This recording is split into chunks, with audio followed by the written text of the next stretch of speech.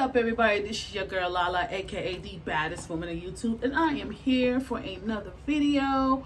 Before you go ahead and get this video started, make sure you like, comment, subscribe, hit the subscribe button down below.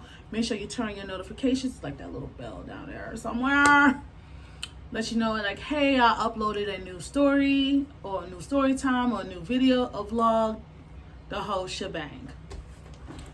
First and foremost, follow me on my social medias as well. Don't mind me, I have the stress ball in my hand. If you guys know, I did suffer a mild stroke last year, so sometimes my hands get a little like tense, especially this one. So that's the reason why you catch me squeezing the football. So just putting that out there. Make sure you follow me on my social medias, and make sure you go ahead and tune in. Excuse me. Go ahead and tune in onto your onto your girl when I am a co-host for the Venomous Wrestling Podcast, where I co-star with my boy Mo Young. Congratulations to him once again, because 7-Eleven and big wedding, ceremony between him and his queen Ro. I got it right, Ro, because it's the Ro and Mo show. That's what I kept seeing on my Facebook. So congratulations to y'all again. In addition, as well, make sure when we come back, because we're supposed to be back on July 22nd. This is the reason why y'all haven't been seeing my face or seeing his face or my boy Ishmael's face. Because if you want to go there, get lit, fall down the memory lane of wrestling, or you're a wrestling fan like ourselves, or you just want to kick back, talk shit on the comments, hey, but you gotta be nice though. Make sure those links are, make sure you click on those links. It's located on the description box down below. There's the Facebook link and the YouTube link to the Venomous Smoke podcast that we usually be on Thursdays. So let's go ahead and get started on this story time, shall we? Oh, also, cop my merch. This shirt right here, I Don't Speak Bomb, is on the website as well. Cop my merch. You will not be disappointed. And if you do, when you do cop my merch, take a picture, tag me in there. You can use my Instagram name, tag me on the Twitter, Snapchat, to tag me. So I know y'all bought my stuff. But let's go ahead and get started with this story time. Disclaimer: what I am about to discuss is not to bash the company. So I don't need nobody's mother, father, son, daughter, niece, nephew, uncle, aunt to come for me in the comments. Don't be like, oh, you're gonna get sued. No, bitch. Disclaimer. And I will type it out in the comments too, because make sure my CYA cover your ass. So I'm gonna tell you about the time, you guys. If you guys been like my oldies, my OGs, when I first started this YouTube channel, it was called LaLa's World. But, I changed to LalasEmpire because too many, everybody and their mama was using it. So I had to cover my bases. This is a video when I mentioned about my time working at Chuck E. Cheese in Brooklyn. Now let's fast forward when I worked at the time at Chuck E. Cheese in Colorado. Because I lived in Colorado Springs, Colorado. And I'm going to tell you this right now. That, out of all jobs, that was one of the jobs from hell. I'm going to tell you why. First off, when I started working there, one, I felt like I was the old bitch in there because it was a bunch of TD boppers in there. So it was like, it felt weird. That was one. Two, I believe I was the only black girl in there. So it kind of like, it was looking a little weirdish in there. But I didn't pay no mind to it. But at the same time, it kind of, this is when I felt like one of these moments I got hit with the whole racism situation. I'm gonna tell you this. I'm gonna tell you, just keep that in mind. This is when I felt like there was some racism shit going on in there, but I didn't pay no mind because it was like, it is what it is. I'm just there to get a paycheck. So, mind you, and at the same time, I was going to school. So I'm working there, and I'm gonna tell you the first incident what happened. I was part of the doing the birthday gig, right? So I don't know what happened where, I know in New York, if you have a certain amount of people, the cups were free. Little did I not know that all of a sudden the family was getting charged for the cups. And I was like, oh shit, I didn't know. because I know up in New York, you don't get charged for the cups. So I was trying to figure out what was going on. So instead of not the supervisor, but the GM pulling me aside and tell me what's going on, and I'm going to call her old hag Kelly. This old hag Kelly had the audacity, the cojones to bark at me in front of the staff, in front of everybody. You know how embarrassing that was? And I know some of the staff members in there, majority of them did not like me. So I already knew, like, I was walking eggshells around them. Some of them were younger than me, and I promise you, I know they was above the age of 18. So granted, if I was to lay hands on them, because they was, I hate to say this, but some of them were privileged. Not all of them. Some of them were privileged and were hella young. If I was to lay hands on them, I would be in cuffs. That's all I'm going to say. I would have been in cuffs. So I was so upset to the point, like, I wanted to go home, but I had to finish my shift. And around that time, I didn't have a car. My mom had to come pick me up. So that was already strike one. Time progresses. I come in. I think it was like a Sunday. And something happened where everybody was looking out the window. And I'm like, what's going on? They was like, oh, some lady left her dogs in the car. And I was like, oh, okay, whatever. And the same lady, she claimed somebody told her that I said, it was some dumbass customer. And this is the problem with y'all customers. Y'all gotta watch y'all mouths. Literally, like dead ass, right hand to Jesus. Y'all gotta watch y'all mouths. Because you don't know there's a lot of people what the fuck they going through. Especially now these days. Y'all gotta watch y'all mouths. Y'all gotta stop y'all gotta stop coming up to people at their jobs and start popping off the man that they figure like they ain't gonna clock out and fuck your ass up. So that's a disclaimer right there. Watch your mouths. She claimed that I was talking shit because she left her dogs in the car. I'm looking at this lady like she dumb. I was like, I did not talk about your dogs in the car. What are you talking about? So I guess somebody had to drag her. I think one of my coworkers had to move her along. And I was like, yo, can somebody watch my front desk? Because I'm about to go ape shit. So I needed a minute. And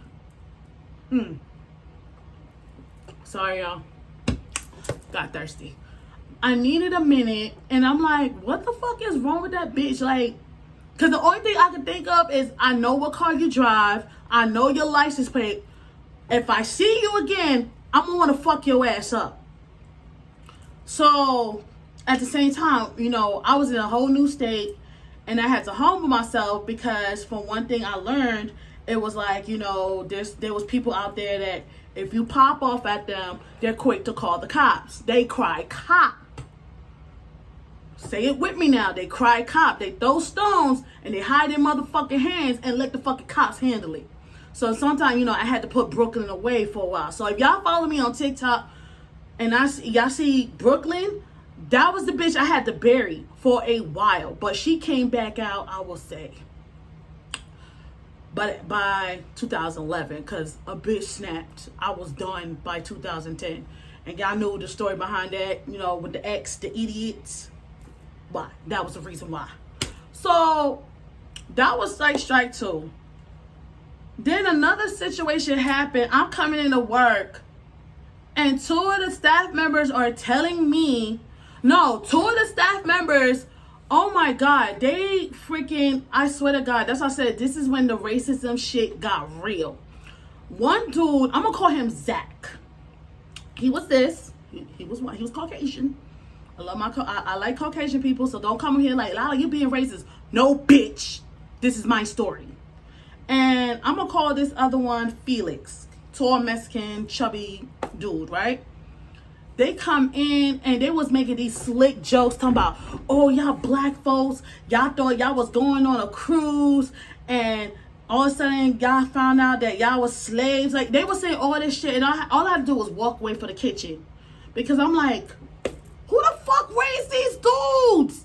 And then the other dude, Zach, told screaming, white power. Bruh, what? Dude, I was like, yo, y'all doing this to the wrong.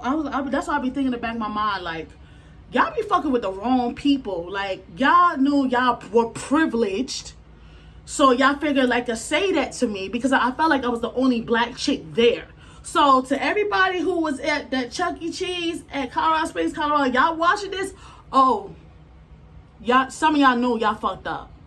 Y'all knew y'all fucked up with me because I was like, y'all fucked up.